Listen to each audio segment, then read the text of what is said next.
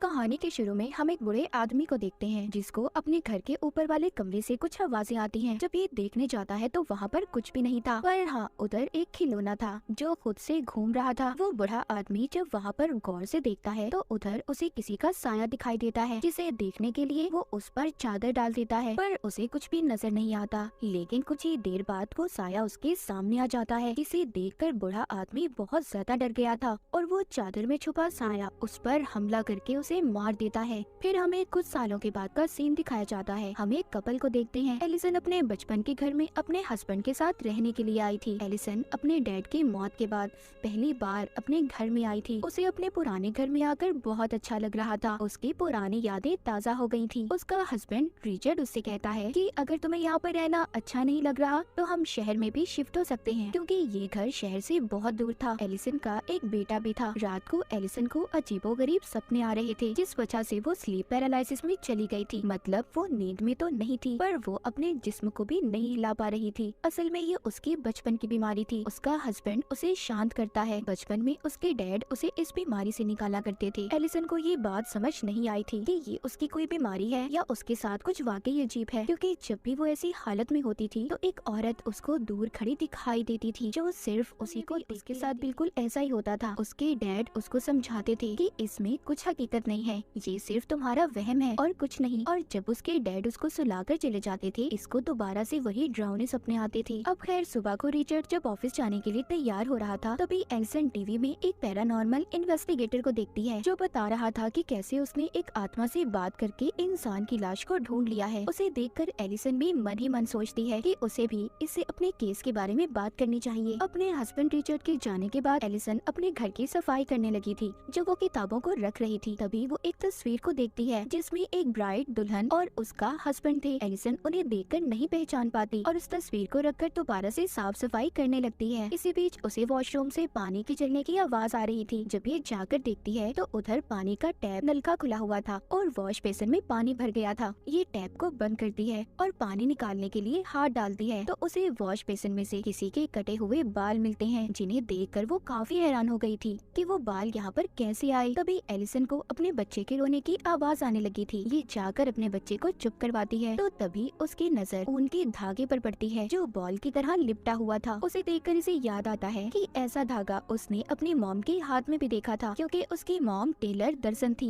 रात को एलिसन जब रिचर्ड के साथ खाना खा रही थी तो रिचर्ड बताता है कि मुझे बिजनेस के सिलसिले में कुछ दिन के लिए शहर से बाहर जाना होगा। ये सुनकर एलिसन को बिल्कुल भी अच्छा नहीं लगता। वो कहती है जरूर, तुम्हारी सेक्रेटरी भी तुम्हारे साथ जा रही होगी, क्योंकि पहले एलिसन पसंद करता था। एलिसन उसको मना करती है कि तुम मुझे ऐसे अकेले छोड़कर जाओगे, जिस पर वो कहता है बात समझने की कोशिश करो एलिसन, अगर मैं नहीं गया मुझे जॉब से निकाल दिया जाएगा। पर एलिसन को गुस्सा था कि रिचर्ड अपनी सेक्रेटरी के साथ जा रहा है, जिस पर रिचर्ड उससे कहता है कि वो उसकी जॉब है, तुम समझने की कोशिश करो, मैं सिर्फ तुमसे प्यार करता हूँ, मुझ पर ऐसे शक मत करो। एलिसन अब बिना कुछ कहे ही अपने कमरे में चली जाती है। तभी उसे अपने सामने घूमता हुआ खिलौना दिखाई देता है। उसको देखकर एलिसन को अपने बचपन की याद आ गई थी कि कैसे ऐसे ही बचपन में ये इसके सामने आ गया था। जब इसने इस खिलौने का पीछा किया तो इसकी मॉम ने इसे स्टोर रूम में बंद कर दिया। जब सुबह हुई तो इसके डैड ने इसे बाहर निकाला था। एलिसन जख्मी हालत में बाहर निकली थी। इसके बाद इसके डैड ने ये फैसला किया था कि वो इसे किसी दूसरी फैमिली को दे देंगे, क्योंकि एलिसन अपने ही घर में महफूज नहीं थी। पर उस वक्त एलिसन ने अपने घर में एक प्रीस्ट को भी देखा था जो कमरे में बैठा मंत्र पढ़ रहा था। तब से एलिसन बाहर रहने लगी थी और अब बहुत सालों बाद ये अपने पुराने घर में आई थी।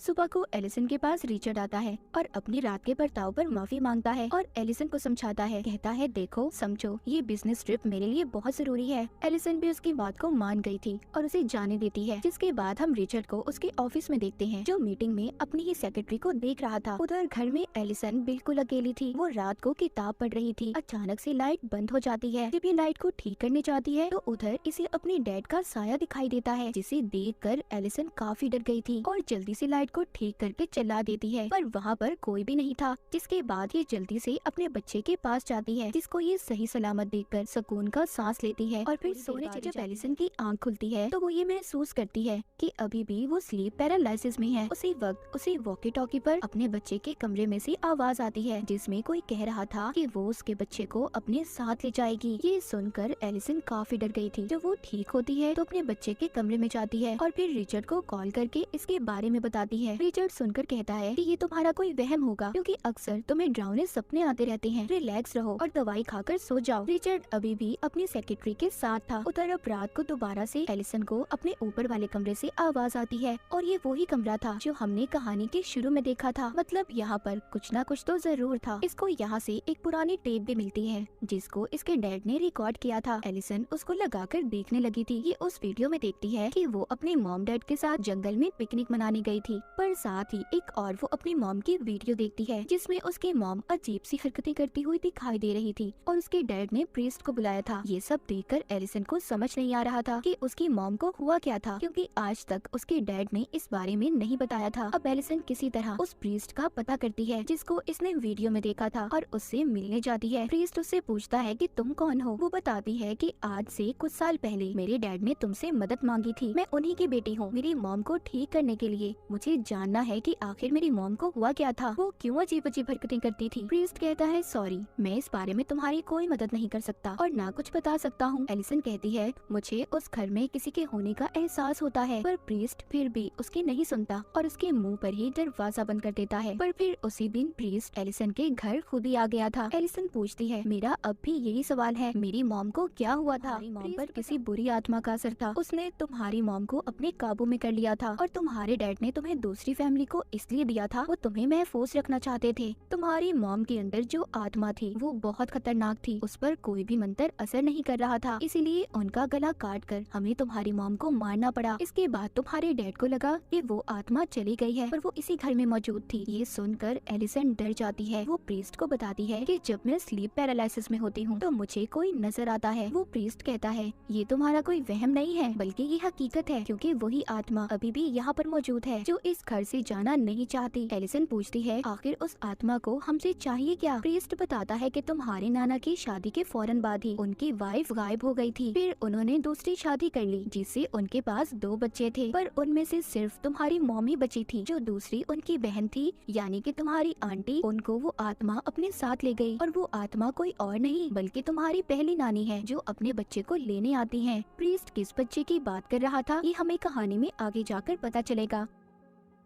एलिसन को तभी प्रीस्ट के पीछे वही आत्मा नजर आती है जिससे वो डर कर उठ जाती है। वो प्रीस्ट से पूछती है इस आत्मा को यहाँ से कैसे बाहर निकाला जा सकता है। वो बताता है कि इसके लिए उसकी सभी चीजें जो उससे जुड़ी हुई हैं हमें उन्हें जलाना होगा। तभी वहाँ पर रिचर्ड भी आ गया था जो इन दोनों की बातों को सुन लेता है और उसे बेहद गुस्सा आता है। वो प्रीस्ट को जाने का कहता है क्योंकि रिचर्ड इन सब बातों पर यकीन नहीं करता था। उसे लग रहा था कि प्रीस्ट एलिसन को झूठी बातों में फंसा रहा है। इसके बाद प्रीस्ट उसके घर से चला गया था। तभी रास्ते में अचानक से उसकी गाड़ी बंद हो जाती है और उसके सामने वही आत्मा आ जाती है। वही ब्राइड दुल्हन थी जिसकी तस्वीर एलिसन ने भी देखी थी। असल में वो यहाँ पर आकर प्रीस्ट को डराना चाहती थी। तभी प्रीस्ट दुआ करता है और मंत्र बोलने लगता है, जिस दौरान उसकी गाड़ी का दरवाजा खुलता है। उसे वो फौरन बंद करता है मगर फिर से वो दरवाजा खुल गया था। अब प्रीस्ट काफी ज्यादा डर गया था, लेकिन तभी अचानक से वो आत्मा उस पर हमला करके उसे मार देती है। उधर एलिसन अपने कमरे में अब अपने बच्चे को भी ले आई थी। उसे तभी नीचे से आवाज आती है। ये प्रीस्ट को जाता हुआ देखती है। अजीब था ना, प्रीस्ट तो मर गया था, तो फिर ये कौन था? जब एलिसन उसके पीछे जाती है तो वहीं वो आत्मा उसे नजर आती है और उसे अपने साथ ले जाने लगी थी। इस दौरान रिचर्ड जब उसके पास आता है तो आत्मा वहाँ से चली गई थी। जब ये दोनों कमरे में आते हैं तो इन्हें पता चलता है कि वो आत्मा अब इनके बच्चे को अपने साथ ले गई है। अब रिचर्ड पुलिस को बुलाता है अपने बच्चे को ढूंढने के लिए। उधर एलिसन भी ये जानती थी कि उसके बच्चे को एक आत्मा लेकर गई है जिसे पुलिस नहीं ढूंढ सकती। ये अब उसी पैरानॉर्मल इन्वेस्टिगेटर प्रीस्ट को कॉल करती है जिसको इसने पहले टीवी पर देखा था। ये एलिसन के बुलाने से उसके घर पर आता है और उन्हें एक जादुई क्रिस्टल बॉल दिखाता है। वो बताता है जब भी कोई आत्मा, कोई बुरी शक्ति इसके पास होती है इसका रंग बदल जाता है और तभी इससे पता चलता है कि वहाँ पर कोई बुरी शक्ति है या नहीं। जब ये प्रीस्ट एलिसन के कमरे को देखता है तो उसे पता चलता है कि उसके बच्चे को सच में कोई आत्मा लेकर गई है। ये एलिसन को कहता है कि अगर तुम अपने बच्चे को वापस लाना चाहती हो तो तुम्हें उस आत्मा की दुनिया में जाना होगा, जिसके लिए एलिसन मान गई थी। रात को ही एलिसन के कमरे में मोमबत्तियां जलाकर अपना जादू शुरू करता है। जब प्रीस्ट आंखें खोलता है तो खुद को दूसरी दुनिया में पाता है जहाँ पर इसको वही आत्मा दिखाई देती है। उसके हाथ में एलिसन का बच्चा था। प्रीस्ट उस आत्मा से कहता है देखो, इस बच्चे को अगर तुमने वापस ना किया तो अच्छा नहीं होगा। पर अचानक से आत्मा गायब हो गई थी और प्रीस्ट दीवार पर एक शैतानी निशान को देखता है। असल दुनिया में प्रीस्ट आकर बताता है वो आत्मा तुम्हारी पहली नानी है जो डेमंस की पूजा किया करती थी। इसीलिए एक दिन डीमन ने अपनी दुनिया से आकर उन्हें अपने काबू में कर लिया। और जब ये बात तुम्हारे नाना को पता चली तो उन्होंने इसी घर में अपनी बीवी को जिंदा दफन करके मार दिया, जिस बात का बदला उनकी बीवी और वो डीमन मिलकर ले रहे हैं। जैसे वो पहले गए थे बिल्कुल ऐसे ही वो तुम्हारे बच्चे को उठाकर ले गए हैं। एलिसन कहती है कि आखिर वो बच्चों को क्यों ले जाती है। प्रीस्ट बताता है कि जब तुम्हारे नाना ने अपनी बीवी को जिंदा दफनाया तो वो माँ बनने वाली थी और इसी बात का बदला वो इस फैमिली के बच्चों को उठाकर पूरा कर रही है। रिचर्ड भी सभी बातें सुनकर परेशान हो गया था। वो प्रीस्ट से पूछता है अब हमें क्या करना होगा, हम अपने बच्चे को कैसे वापस ला सकते हैं। प्रीस्ट कहता है उस आत्मा की दुनिया में जाकर उससे लड़कर, और एलिसन ही इस काम को कर सकती है क्योंकि एक माँ की ताकत ही अपने बच्चे को बचा सकती है। ये कमरे में अब एलिसन को लिटा देते हैं और उसे लंबे लंबे सांस लेने का कहते हैं। ऐसा करते ही एलिसन दूसरी दुनिया में पहुंच गई थी जहाँ पर खुद वो एक बॉक्स में बंद पाती है, पर जैसे तैसे वो यहाँ से बाहर आकर अपने बचपन के कमरे में पहुँच गई थी जहाँ पर ये टीवी देख रही थी। वहीं पर इसकी मॉम इसके पास आती है और इसको दिलासा देकर कहती है सब ठीक हो जाएगा। एलिसन जब ये कहती है कि मैं जानती हूँ ये हकीकत नहीं है, तभी जो इसकी मॉम थी वो असल रूप में आकर उसका गला दबाने लगती है। उधर जो प्रीस्ट था वो रिचर्ड से अपना बैग लाने का कहता है ताकि ये सही वक्त पर एलिसन को उस दुनिया से बाहर निकाल पाए। पर जब रिचर्ड कमरे में जाता है जहाँ पर वो अपनी सेक्रेटरी को देखता है, पर ये समझ गया था कि ये आत्मा की कोई चाल है, लेकिन उस कमरे का दरवाजा बंद हो जाता है। उसे तभी बाथरूम से आवाज आती है। जब ये देखने जाता है उधर आत्मा ने इसको अपने काबू में कर लिया था। उधर दूसरी दुनिया में एलिसन अपने नाना को देखती है जो रो रहे थे। उसको अपनी असल नानी भी दिखाई देती है जो अपना गला काट लेती है। इधर असल दुनिया में प्रीस्ट रिचर्ड का इंतजार कर रहा था, पर जब वो नहीं आता तो वो खुद ही अब ऊपर जाता है। जब कमरा खोलता है उधर सब अजीब था। रिचर्ड भी उस आत्मा के कब्जे में था। ये जल्दी से अपना बैग लेता है और दरवाजा बंद करके एलिसन के पास जाता है। अपनी चीजें निकालकर जादू करके आत्मा को एलिसन से दूर रहने का कहता है। इससे वो आत्मा उससे दूर तो हो गई थी। उधर आत्मा की दुनिया में एलिसन अपने नाना की पहली वाइफ को देखती है, यानी कि उसी आत्मा को जो अब तक इनके पीछे पड़ी थी। फिर जो कह रहे थे इधर ही रुक जाओ, पर एलिसन कहती है नहीं, मैं यहाँ पर सिर्फ अपने बेटे को लेने आई हूँ। उसके डैडी को आगे का रास्ता बताते हैं और कहते हैं अपना ख्याल रखना। जब ये आगे जाती है तो अपने नाना को देखती है जो अपनी वाइफ को ले जा रहे थे और कब्र खोदकर उसे दफना देते हैं। इसकी नानी कह रही थी कि मैं माँ बनने वाली हूँ, मुझे मत मारो, पर वो उसको दफना देते हैं। जब एलिसन ये देखती है तो सोचती है उसका बच्चा उसे यहीं पर मिलेगा। जब ये कब्र खोदती है तो इसे अपना बच्चा मिल गया था। ये अब उसको असल दुनिया में ले जाने की कोशिश कर रही थी। यहाँ पर जब वो असल दुनिया में जाने वाली थी तभी वो आत्मा उसको पकड़ लेती है और अगले ही पल हम देख पाते हैं एलिसन अब अपनी दुनिया में वापस आ गई थी। एलिसन अपनी आंखें खोलते ही कहती है क्या मैं अपने बच्चे को ले आई? प्रीस्ट कहता है नहीं, पर तुमने अच्छी कोशिश की थी। तभी ये बच्चे की आवाज को सुनते हैं। जब ये जाकर देखते हैं तो रिचर्ड अपने बच्चे को खिला रहा था। प्रीस्ट ये देखकर खुश हो गया था कि एलिसन की फैमिली अब पूरी हो चुकी है। कुछ वक्त के बाद दिखाया जाता है कि प्रीस्ट फिर से एलिसन की फैमिली से मिलने आया था। रिचर्ड उसको बताता है कि वो दूसरी जगह पर शिफ्ट हो रहे हैं क्योंकि वो दोबारा से अपनी वाइफ और बच्चे को मुसीबत में नहीं डाल सकता। प्रीस्ट घर के अंदर आकर एलिसन के बच्चे को देखता है, पर उसे एलिसन कहीं पर भी नजर नहीं आ रही थी। प्रीस्ट को फिर से किसी के होने का एहसास होता है। वो वही क्रिस्टल बॉल एलिसन के बच्चे को खेलने के लिए देता है। तभी उस बॉल का रंग स्याह हो गया था। प्रीस्ट समझ गया था कि इस घर में बहुत ही खतरनाक ताकत है। तभी एलिसन उधर आती है और प्रीस्ट को कहती है वेलकम है तुम्हारा। उस पर हमला करके उसे मार देती है। जिसके बाद जब रिचर्ड लाश को देखता है उसे अपने बेसमेंट से आवाजें भी आ रही थी। जब ये वहाँ पर जाकर देखता है तो डीमन के हाथ में उसका बच्चा था और एलिसन पीछे से आकर इस पर हमला करके इसे मार देती है। असल में उस आत्मा ने एलिसन पर अपना कंट्रोल कब्जा कर लिया था